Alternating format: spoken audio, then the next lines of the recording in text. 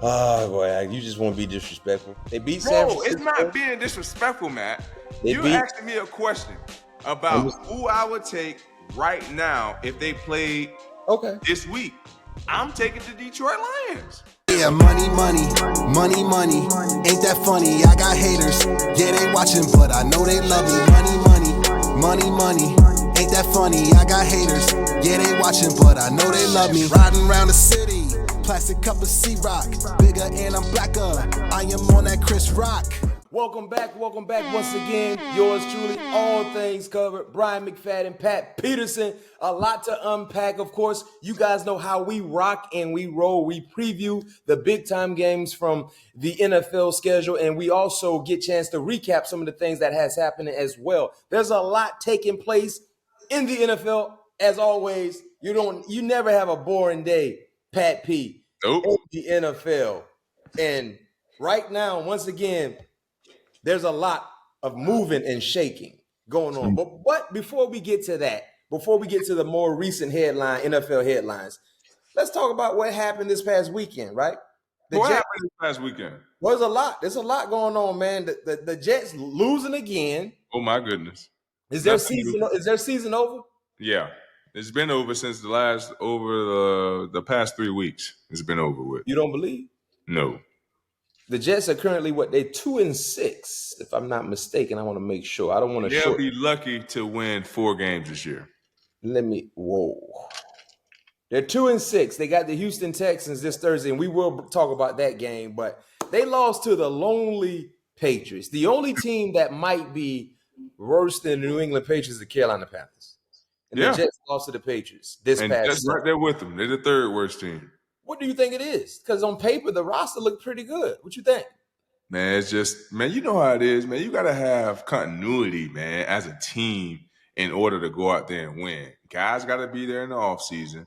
Guys got to have accountability on how they're playing. Like, Mac, you won 2 Super Bowls. Like, ain't no secret to you. Like, you know what it takes to win. And right now, the Jets don't have what it takes to win, and it starts with their quarterback.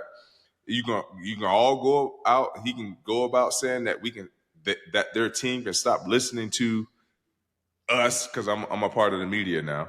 Mm-hmm. Stop listening to the media, but our job is to tell it how it is, and how it is that your team is bad. It starts with you, bad body language, and that carries through the team. Poorly coached. I mean, there's no. I like to watch this movie with my kids. The Sing series. Mm-hmm. And Mr. Moon used to say, "There's only one way up from here," because there was that rock bottom, and he said it's up. The Jets ain't no way up from here, my guy. They can't go up. That what ain't you good. think? Yeah, they're done. They don't have leadership. And exactly. what really told me they don't have leadership is the man you just acquired, not even a week, was the one who talked to the team trying to gather the troops. Come on, man. It's only like meeting. Come on, man. That doesn't usually happen. Bro, you hadn't even got here. You hadn't even really soaked your feet into the foundation yet. And you the one trying to get us together? No, that's somebody else's job that has already been a part of that organization. And that's why, to your point, they ain't going nowhere because they have personnel, they have players. But yeah, they do. Those players, it's not translating to wins. And there's a disconnect within the team, the aura of the team. And Matt, as you know, you've been on Super Bowl teams. It starts with the quarterback. If your team is behind your quarterback, no matter what Aaron Rodgers did in the past, we're talking about what you're doing for us now. Like, how are you operating now? If the quarterback, the leader, the CEO of your team is not operating as one of the guys, I'm not saying that he's not one of the guys, but far as him missing OTAs, not questioning his leadership ability, any of that. But by him missing OTAs, that was a huge red flag for me. Mm-hmm. And sending a message to the young guy. Mini camp. That was a mandatory mini camp. Whatever it was, it was mandatory. And that sent off a red flag and the wrong message to the young guys out of the gate. And now you're coming and putting up this performance as a team, Not saying that it's all on him, but as a team, because it starts with you. Mm-hmm. Come on, man. That's unacceptable. And ain't nothing else they can do. You done No. fired the Fire the coach. promoted the OC. You already look poorly, coach, right now as it is. And continuously look poorly, coach. So, like I said, you can't go up from here, coach. Yeah. You done made a trade. You can't make any more trades. You just got Hassan Reddick back, and it's still they got the Houston Texans, and we're going to preview that game when we give our picks this Thursday night. But right now it's 2-6. It ain't looking good. No. In other news, one of the more entertaining games that was expected, people wanted to see. The Commanders hosted the Chicago Bears. Mm-hmm. A defensive great game for both sides. Great game. Two young quarterbacks, number 1, number 2 in the draft. Caleb versus Jaden Daniels. It gave us everything we wanted. I know some people might have wanted to see more offense, but it was a good game. But the way Chicago lost is going to hurt for quite some time. Yeah. Losing by a Hail Mary. First of all, the name of the play is called Hail Mary for a particular reason. It's a hail. It's a Mary. You praying. You praying. Hoping. Hail Mary, in the words of Pop. You praying and hoping. Right? So that usually doesn't work. It don't work. What's the percentage of a Hail Mary? I don't know. Analytics probably would say 5 or 10% best case scenario. Mm-hmm. 5 or 10% analytics say that it's going to work. For you to lose that way, that's unacceptable. And I know me and you talked about it. I voiced my opinion about it. They were wrongly coached in that scenario because first of all, Washington ran 2 plays in that possession. The first time they ran a play was a 13-yard out because they needed to get closer for him to reach the end zone. Mm-hmm. For some reason, Chicago already had their players in the end zone. Yep. No one was close to the 13-yard out. Mind you, Washington had no timeouts. So if they happened to catch the ball inbounds, game is over. But because you were so soft in coverage, Matt Eberflus, who calls the defensive plays there in Chicago, Pat P, because they were so soft in coverage, you gave Jaden Daniels a easy throwing catch to get out of bounds to set up the eventual. But what is the head coach? Huh? What is the head coach? He's an offensive or defensive mind? Defense, Matt Eberflus, he's a defensive-minded guy. He's supposed to be right. And get this though, Pat P, they had 3 timeouts. Mm. So you had enough timeouts to kind of look what they were going to do to try to draw up a play to prevent them from being successful. They took all those timeouts to Chicago. They still got those 3 timeouts. They're going to use them this week. That didn't make no sense. They're going to use them timeouts this week. They're going to have a total of 6. They took them on with them. So you let Terry McLaurin catch a 13-yard out. Now they're closer. Now Jaden Daniels actually can get it to the end zone. But then you look at it, Pat, on the Hail Mary, the ball didn't get to the end zone. It landed at the 4-yard line. So if Terry McLaurin don't catch that 13-yard out, he ain't going to get it to the end zone. Exactly. But the thing that really bothered me, and I know people talk about Tyreek Stevenson. Yeah, that's a whole nother topic of discussion because what are the coaches doing up top doing the very first play when he was taunting and not engaged? Yeah, because he did this 2 plays in a row. Yeah. Because when you sit up top, Pat P, you got a bird's eye view. You can see everything. You can see more than the coaches on the sideline on the ground view can see. What were they doing? Why nobody ain't hollering the head saying, hey, man, get 2-9 back engaged. He ain't engaged. Right. What were they doing? They probably was up there celebrating too, popping the champagne. That's what they probably was doing. They thought they were popping champagne. Popping champagne are already on their way down because they think the game over, right? Because you got people up top for a particular reason, Pat P. Oh, I know. They see everything. If me and you on the coaching staff and I'm up top, you on the ground, you're expecting for me to tell you stuff that you can't see. Exactly. Right? No doubt about it. I'm willing to bet they was on their way. They hadn't took their heads off and said, boy, we got us a win. Let's go ahead and head on down. They hitting on down on the Escalade. And they hear the fans going crazy, trying to figure out what's going on. Right, you already know what that feeling is. I've been in the locker room before. I'm like, what they rumbling for? And next, you done walked out that thing. We done lost. The freak happened because you wasn't up top doing your job.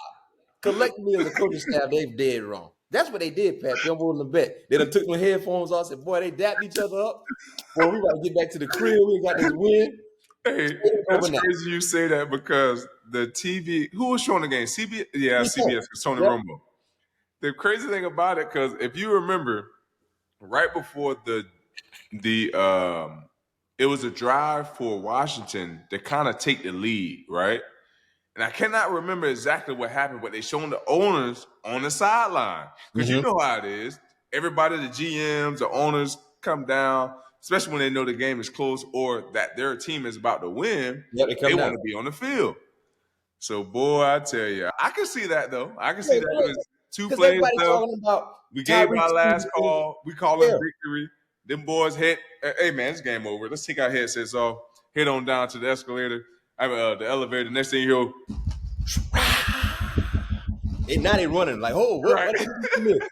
Man, you done left your job. You done left your post. That was your post up top. So for all y'all that's jumping on Tyreek Stevenson, he did wrong, but he did apologize. He is.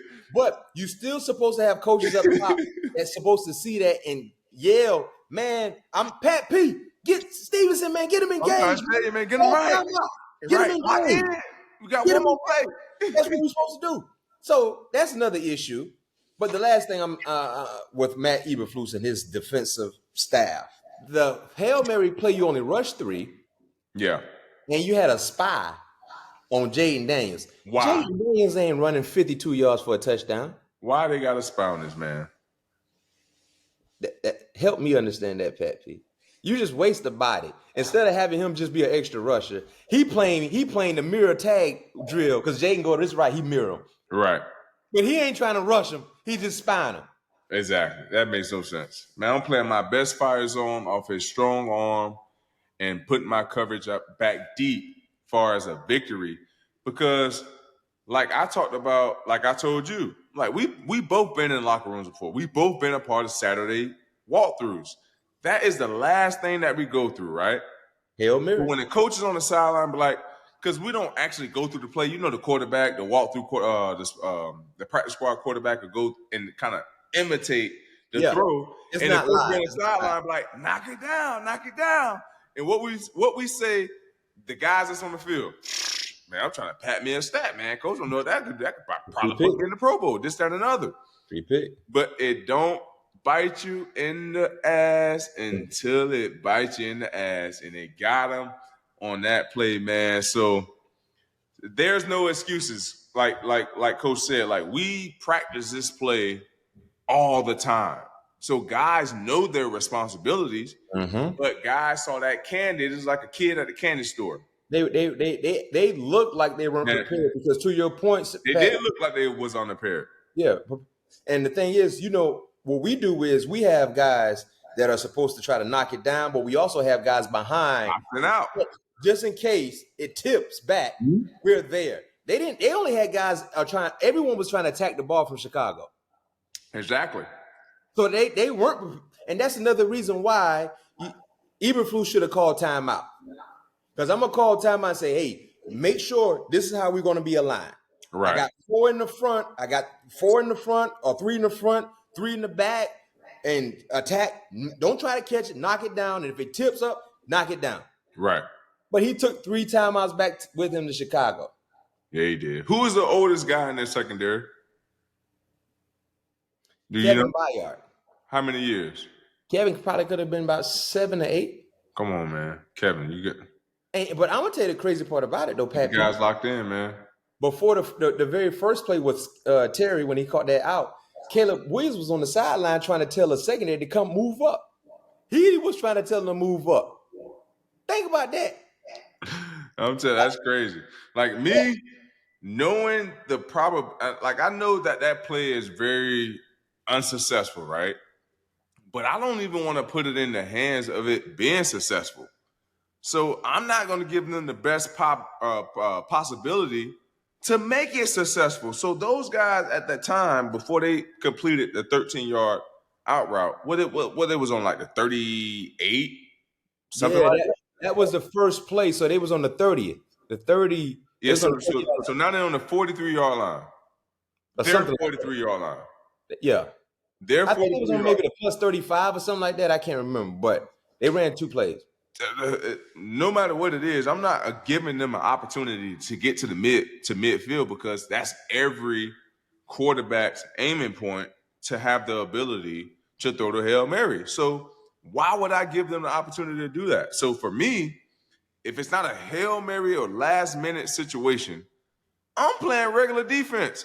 Because at the end of the day, like Washington was trying to do, since they were so far back, Jaden should have completed his pass, and he probably would have put him in a better situation where he could incomplete the pass with to the tight end across the middle of the field. He threw it in the dirt. Oh yeah, the first time, yeah. Exactly. So if he even complete that, maybe we don't even get to that miraculous Hail Mary. Because the time would have been running. Exactly. They don't have no timeouts. Like, we need to just play regular defense. I'm not going to give them a free opportunity to get out of bounds when they don't have timeouts. We know that's going to give them the ability to stop the clock. That just don't make any sense. What you're saying is you making too much sense. Oh, I'm sorry. That's the problem. That's the problem.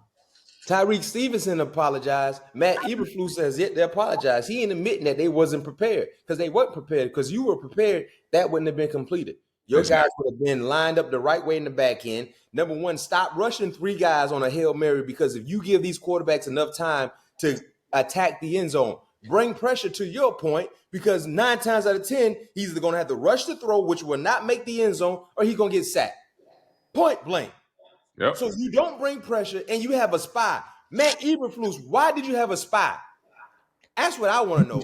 What was his job? Just to kind of play mirror, like how I used to do at recess in PE. You know, we play, you go right, I go right. I'm trying to fight like a shadow. That's what he was doing. That's dumb. And that's going to come back and hurt him too, Pat P. This loss, you know how it is in the National Football League. When you lose a game you know you're supposed to win, it hurt worse. No doubt about it. It hurt worse.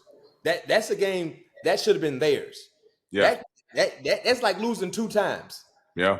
We have some exciting news for all of our listeners, all of our viewers, all of our fans. We have an exclusive discount code with Home Field Apparel, one of the best apparel companies in the world. At checkout, if you enter in your promo code COVERED, COVERED, in the checkout promo code, you will get 15% off, which is a very, very exclusive discount coming from yours truly, All Things Covered. In other news, Pat P, did you see Anthony Richardson, the quarterback for the Colts, tap himself out because he said he was tired? I did see that, man. That's unexcusable. You know, the quarterback obviously tap himself out of the game, saying that he was tired because he said it was a lot of running out there. Well, you're a quarterback. Like, there shouldn't be that much running around there. And that's just going back to my point is, I made this point early on in the week that they should go ahead and just sit him to let him learn behind Joe Flacco, because this is the same guy that said that the NFL game is much easier than college football. He did. But you're not showing that right now, my guy, because you can't complete wide open passes. The only thing you can complete is a 60-yard or a 40-yard bomb. And for you to come out and make that comment and put up the performance that you're put forward is not winning football. You know, so with Joe Flacco, he's a winning quarterback, a Super Bowl winning quarterback, a guy who understands the game, a guy who understands the day in, the day out process of being a professional quarterback. I think he needs to be the guy right now to just take the back. Well, if I'm the coach, take the back seat, because the offense looked way more fluent when Joe Flacco is in there versus when Anthony Richardson is in there. So I was very disappointed to see him tap himself out just because he's overworking himself. And I don't know if the play calling is coming in, it's not digesting with him. But that was unexcusable for him to tap himself out, of that game. Yeah, that was just unexcusable. The biggest issue I got is that you actually said that's the reason why you came out the game. Yeah, come on, man. Don't do that, bro. You got to be more mature than that. And I think there is some growing he has to do. To your point, he said that the NFL game is easier than college. Never say that, because it's not. The game will humble you. The game will very quickly. And that's what's happening right now. And then secondly, man, you should have said I was cramping. I had some turf pebbles getting to my eye or something. But you don't sit here and say, man, I took myself out because you ran 15 yards. I'm tired. It's week 8. Why are you not in football shape? Come on. Hello. Like, I've never seen a quarterback on any level never seen a quarterback tap himself out because he was tired. In Pop Warner football, you don't see that. Like, come on, bro. You don't. And then, to your point, you playing bad. Yeah. You're playing bad. The offense does not look good with you in it. Either you're injured or you're playing bad ball for whatever reason. Mac, this one you know is bad. Whenever I see an offense have to dial up a quarterback design run, you're missing me. Because you have running backs that can do that job, and you're telling me that your quarterback is a better runner than a passer. No, you're just trying to get him involved. Come on, man. You're missing me. Like, I hate to see quarterback design runs. But to your point, he is benched. They benched him. Joe Flacco is going to start. Joe Flacco numbers on the year, he completed 65% of his passes. He's averaged 179 yards when he's played, 7 touchdowns to 1 interception. 6 games for Anthony Richardson. He's completed 44% of his passes. He's averaged 159 yards, 4 touchdowns, 7 interceptions. It's safe to say who's been a better quarterback when they've been in the lineup. Yeah, I'm telling you, because Joe Flacco pushes the ball down the field more efficiently versus Anthony Richardson just taking his shots down the field. There's a difference. Man, listen, man. We're going to see how it works out. But Anthony Richardson, one thing I understand about this NFL world that you're in, their patience for quarterbacks, young quarterbacks, is very, very short. It ain't how it used to be. Look at what's going on with Bryce Young in Carolina. You don't want to be in that same neighborhood, my boy. That ain't a good neighborhood, boy. That neighborhood ain't got no HOA fees. That's just a little regular neighborhood. Because you short-lived there. My project. No question. You don't want to be there, my boy. Because you in and they going to move you out. I'm trying to tell you, boy, Section 8, boy, you know how they is, but that ain't the neighborhood you gotta go. In the NFL. These young quarterbacks, you better show something, because if you don't, they're going to move on. And unfortunately for him, to your point, Joe Flacco's an experienced guy. Joe Flacco might give them the type of surges he gave the Browns. Yeah. That really will put the Colts in a conundrum. Because they have a solid team. Yes. They just need to, not turn the ball over and be able to put points up. Yes. No question. They got a running back. They got wide receivers. The quarterback just been thrown to the wrong color. Right. Or not putting up enough points on the scoreboard. No question. So we're going to see how it work out. In other news, too, another wide receiver trade.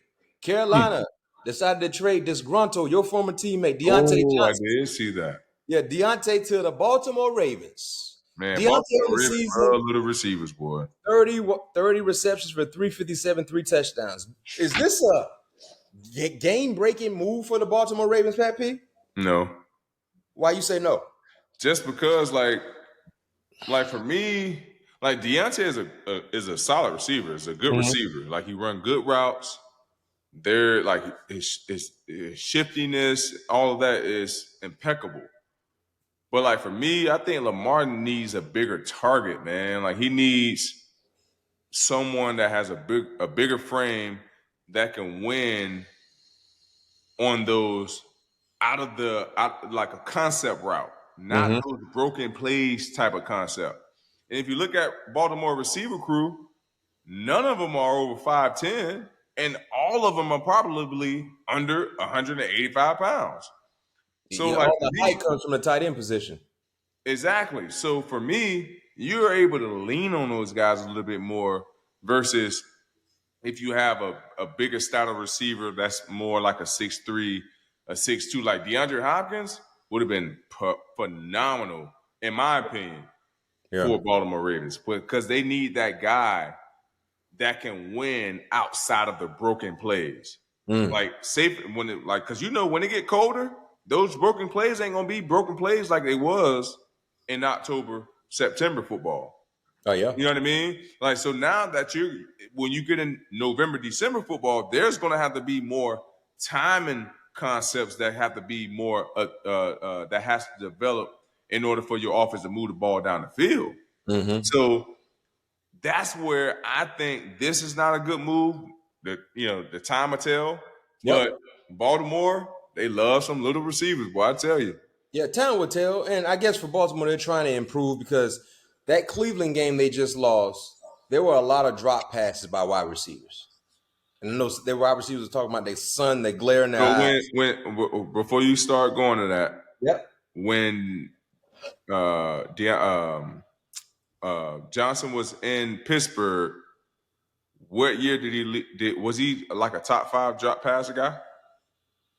I don't know if he was top 5, but he had a few, but I don't think he was top 5. If I'm not mistaken, Hugo can check with me on this one. But if I'm not mistaken, whenever I was in the league, I know he was up there in drop passes for sure. And I remember that was being we talked about that. I think I was in Minnesota, maybe 2021. As far as contested catches, he dropped a lot of contested catches. But I'll tell you this much, based on what Baltimore already had, I know you saw Rashad Bateman making some plays, and of course Zay Flowers more the slot guy. He would be their best perimeter wide receiver. Yeah, he'll definitely be that. He'll definitely be their best perimeter wide receiver. So we'll see how that plays out. But that's the NFL headlines. A lot has taken place. There's a lot that's coming right now, and we can't wait to see how everything will unpack itself. But we have questions. You have questions as well. Let's keep watching to see how everything unfolds. What we're going to do now, we're going to add a little extra spice to our show, right? Pat P thought of this concept. Of course, rankings are always a great conversational piece, right? So we decided to put together our top 5 power rankings from this past week of NFL. It's not just about what just happened this past week, but collectively as a team, what they've done up until this point, right? So power rankings, all things covered, power rankings. Pat P. Bryant McFadden. You want to go first? Or you want me to go first? I can go first because I already know you're going to disagree with my top 5. Wait, that must mean you're too confident in your top 5. I'm very confident in my top 5. We're going to see. We're going to get our listeners and viewers. Start at 5 first. Start at 5. Which top 5 is better? My 5 is I'm starting with Buffalo Bills. Buffalo Bills they're surging at the right time right now. I love what their defense is doing. Josh Allen is not the Josh Allen, mistaking Josh Allen that we were so accustomed of seeing throughout the season. That's number 5. Number 4, I'm going to go with the Baltimore Ravens. I know they just lost against Cleveland Browns, and there are some questions about their defense and the mishaps that they've been having. Just in this game, I kind of thought they got those out of their system, but this past game, they were dealing with a lot of injury. Marlon Humphrey wasn't in the lineup. I can't remember. I know they was missing a bunch of guys in the lineup, but the secondary and the defense was not with their 5-star guys. So we know what we can get from the Baltimore Ravens. Number 3, this might be a surpriser to a lot of people. I'm going to go with the Pittsburgh Steelers. Here's why. Ever since Russell Wilson has became the starter of this Pittsburgh Steelers offense, they have been phenomenal. Averaging 23 points a game, which is winning football. Defense is not giving up many points, although they was a little leaky Monday night against the New York Jets in the run game. But for the most part, you play for the Steelers. I play for the Steelers. We know they hang their hat on their defense, and there's never going to be the question about their defense. Here where I was kind of up in flames with who I was going to pick with my number 2. This might be a shocker. I'm going to go with the Kansas City Chiefs. Here is why I'm going with the Kansas City Chiefs. We all know Patrick Mahomes is that guy. We're talking about the best teams. Who is the best team right now? We're talking about best teams right now. Kansas City offense is struggling a little bit. They got it going right now last week against the Las Vegas Raiders. We already know their defense pretty much been holding the fort for that team thus far. Mm-hmm. And we know what the Kansas City Chiefs going to be at the end of the year, but we're talking about right now. There's no debate that Kansas City Chiefs going to be in the AFC Championship, probably going to be in the Super Bowl, but we're talking about right now.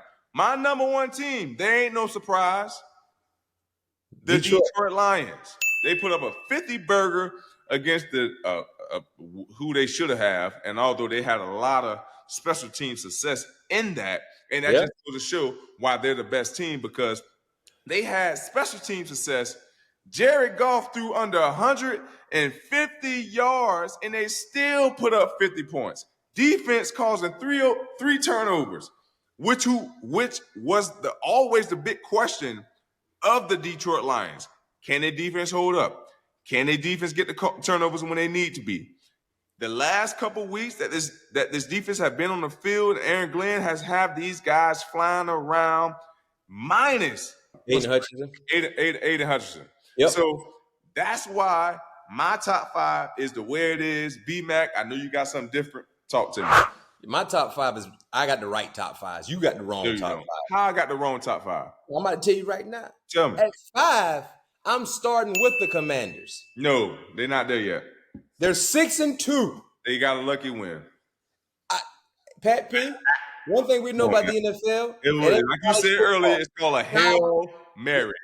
Style points don't matter in the NFL. You just got to win. You know how in college football, you got to win by a certain margin for the committee to feel like you should be in the playoffs? No. In the NFL, just win, right?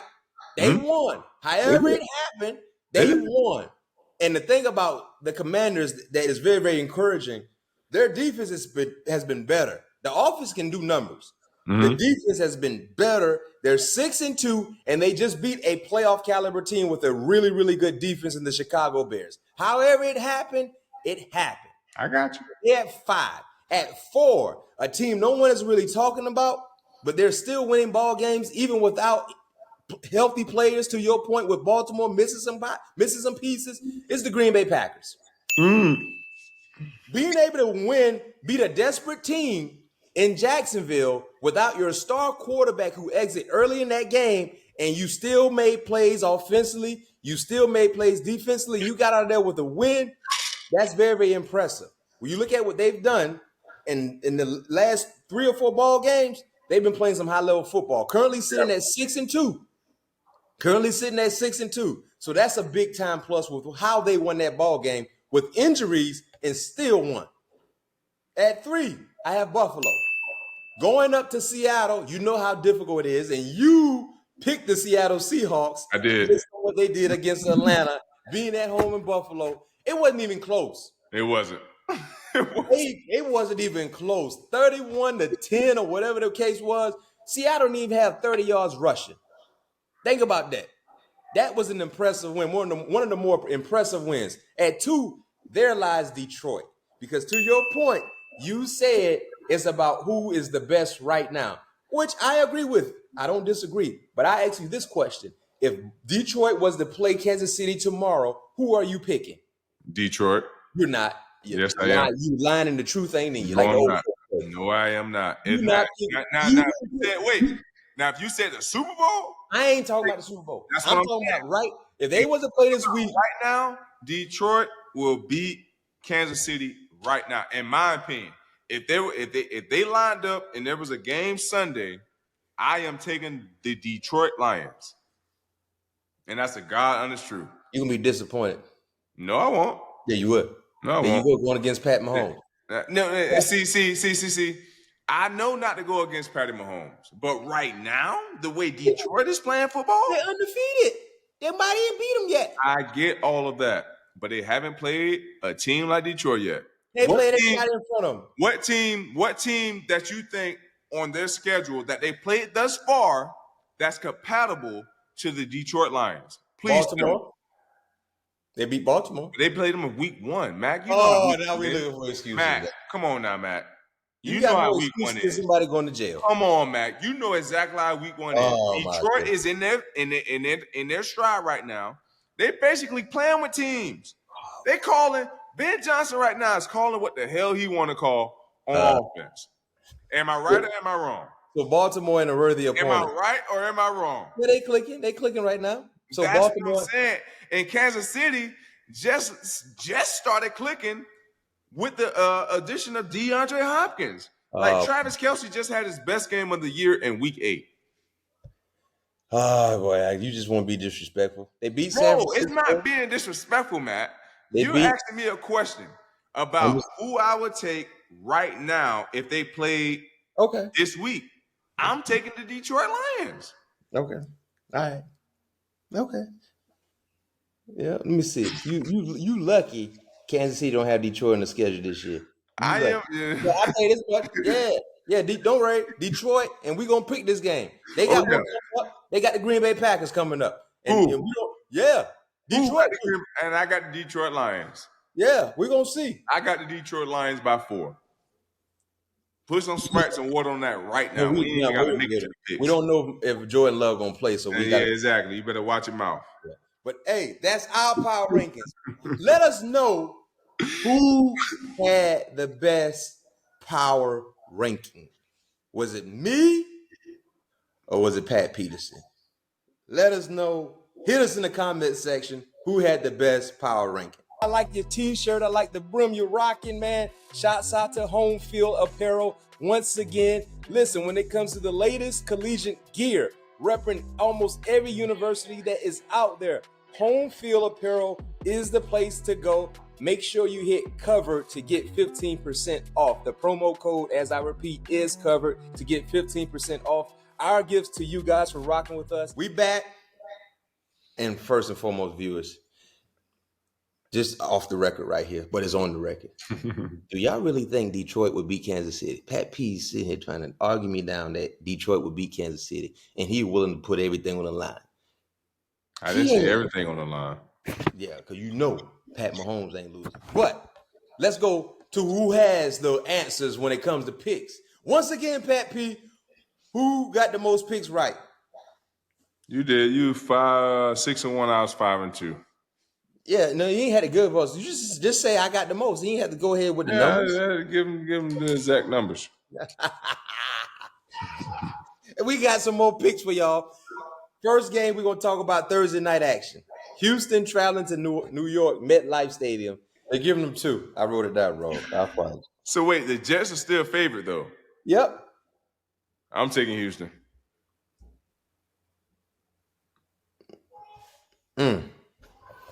No Stephon Diggs. He tore his ACL.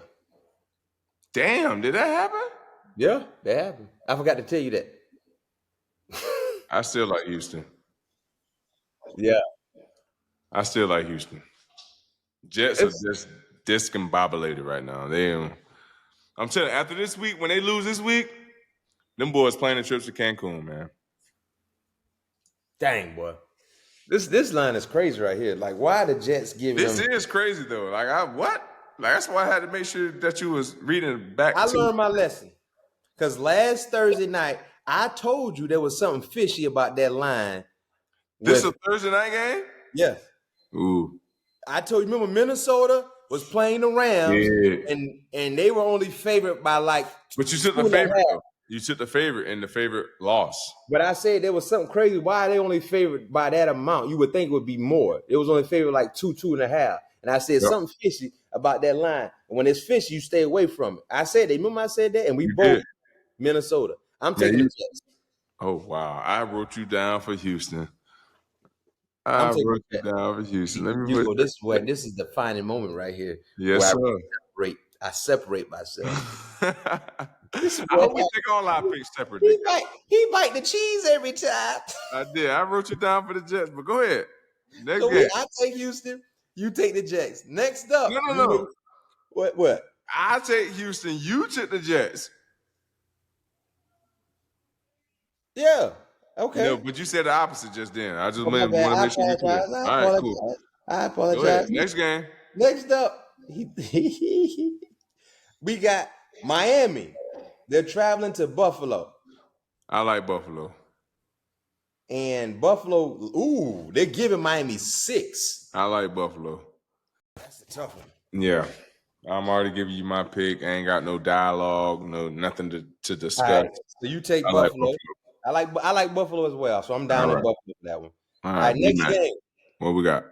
Dallas traveling to Atlanta. Atlanta's giving Dallas 2.5. Ooh, Atlanta giving Dallas 2.5. This official one right here. I'm taking Atlanta. Oh shit, that's who I was leaning towards. Lean to, because you need to try to get every win you can get, so you can try to win a week. Shut up. I'm taking Dallas. There he go again. That's what happened to him in San Francisco. Shut up. He took San Francisco. He took and lost. All right, here we go. Now here we go right here.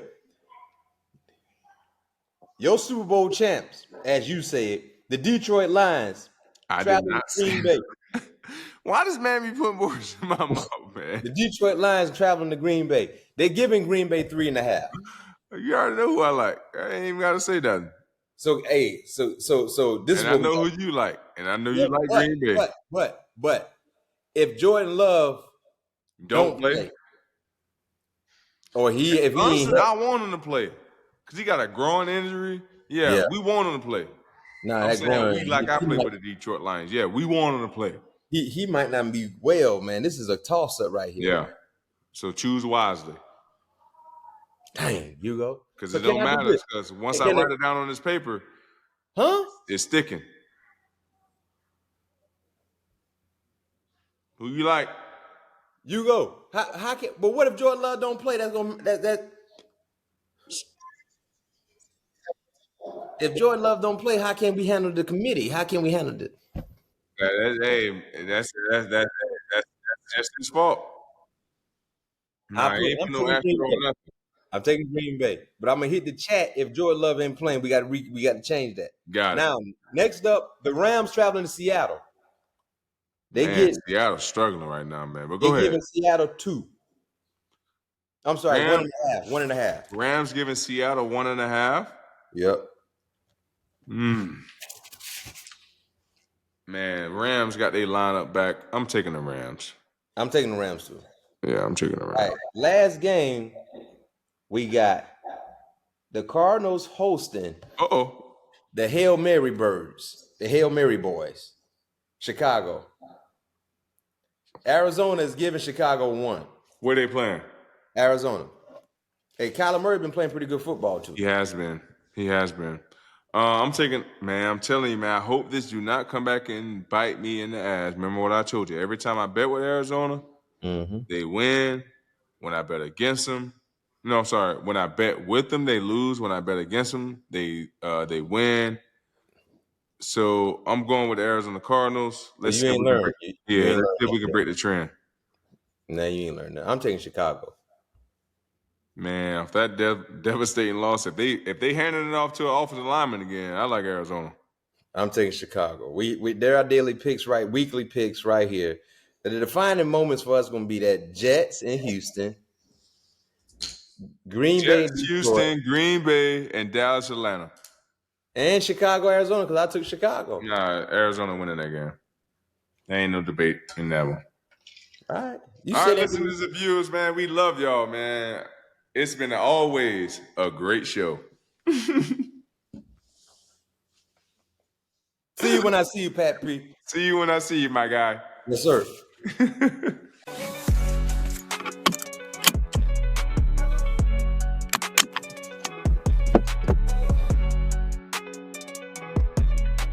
Yeah, money. Ain't that funny? I got haters. Yeah, they watching, but I know they love me. Money. Ain't that funny? I got haters. Yeah, they watching, but I know they love me. Riding around the city, plastic cup of C-Rock.